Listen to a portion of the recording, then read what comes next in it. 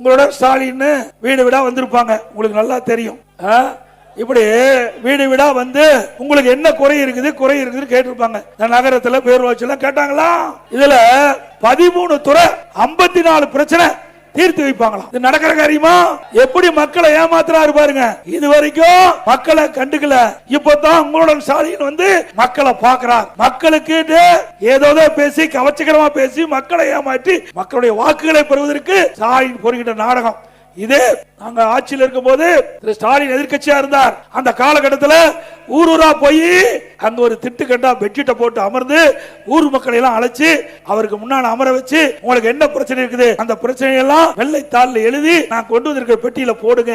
அந்த பெட்டியை பத்திரமா நான் வந்து பூட்டி சீல் வச்சு வீட்டுக்கு எடுத்துட்டு போய் வைக்கிறேன். திமுக ஆட்சிக்கு வந்த உடனே சீலை உடைச்சு பெட்டியை திறந்து மனுவை எடுத்து படிச்சு பார்த்து தீர்வு காணுங்கிறாங்க. அப்படின்னு எதுக்கு இப்ப அதை வெளியிடுற? ஏற்கனவே மக்களுடைய பிரச்சனை உங்களுக்கு கொடுத்துட்டாங்கல்ல.